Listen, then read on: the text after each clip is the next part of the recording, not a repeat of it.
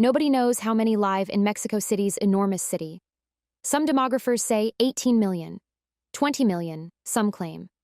Others say 25 million live there. The metro moves people around this megacity. The metro has 12 lines, 195 stations, and 140 miles of track since 1969. The metro transports 4 million passengers every day. Most places cost 5 pesos, or 25 cents US. The Mexico City Metro provides a space for collective expression, where diverse social sectors are compelled to mingle every day. According to Mexican journalist and cultural critic Carlos Monsiváis Aceves, ghost stories and urban legends flourish there. Metro Line 5, the Yellow Line, ends at Benito Juárez International Airport Terminal area. Mexico City's Yellow Line links Latin America's busiest airport to the city.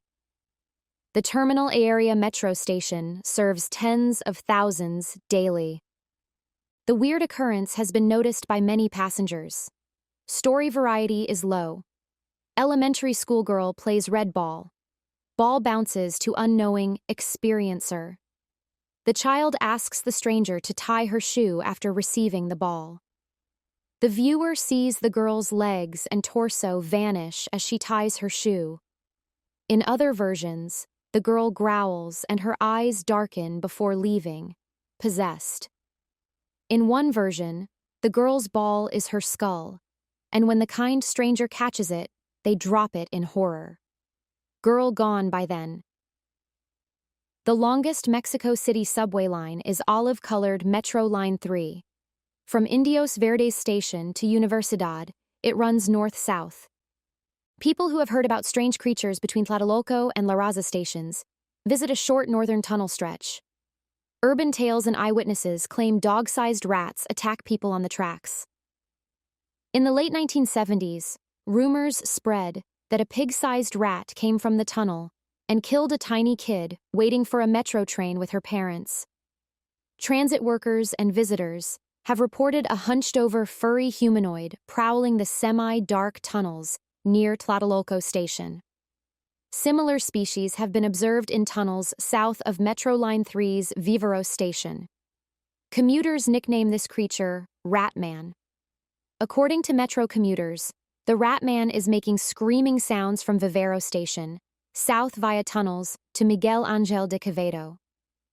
This story takes place at Pino Suárez Station on Mexico City's pink and blue subway lines 1 and 2.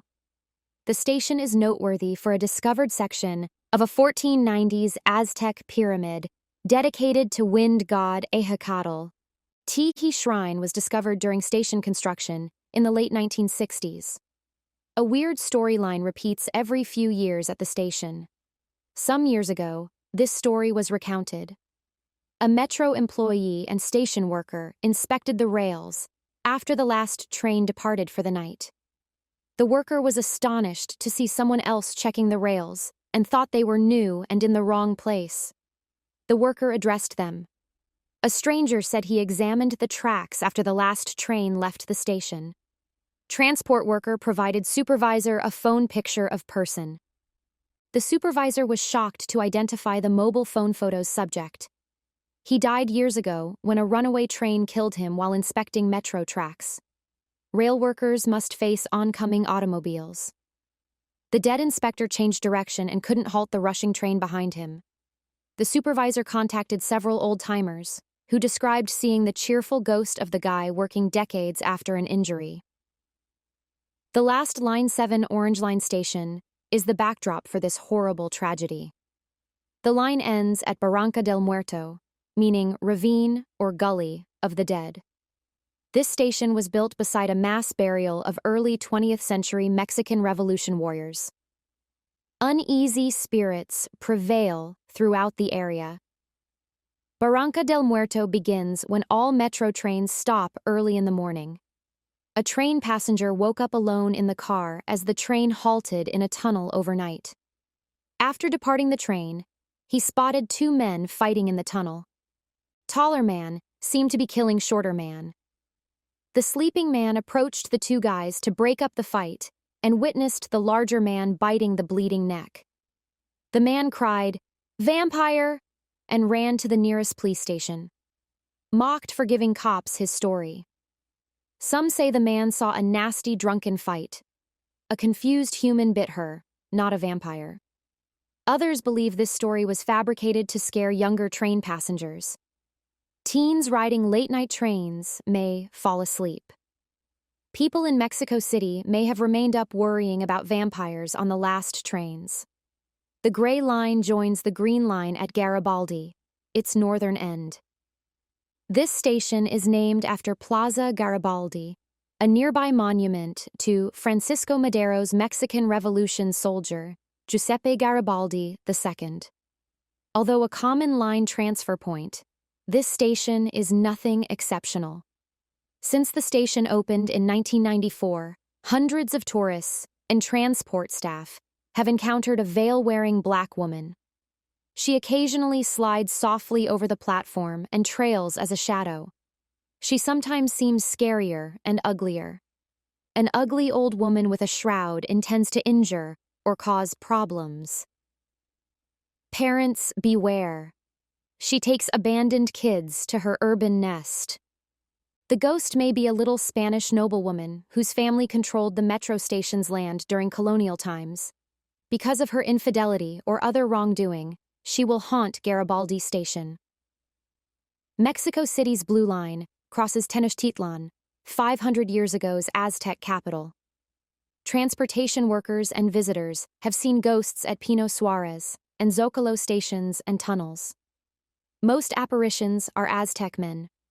Variations of this sighting may indicate ghosts or poorly seen occurrences. Every account says the ghost is male and wears pre-conquest indigenous attire. Many stories include the person grieving, maybe for a bygone period and place. Many versions of this tale show the gentleman greeting and talking to people. Nahuatl, the Aztec imperial language, survived the conquest and persists today. Just behind Quechua, Nahuatl has about 1 million speakers in central Mexico in the early 21st century. The Aztec ghost in the metro talks in his native language, so modern people understand him. He asks astonished commuters what happened and where he is in other occasions, seeming lost. He wants to combat the Aztecs as a jaguar knight. Another version has him wearing a peasant's cactus fiber tilma, sad about his beautiful city and modern life.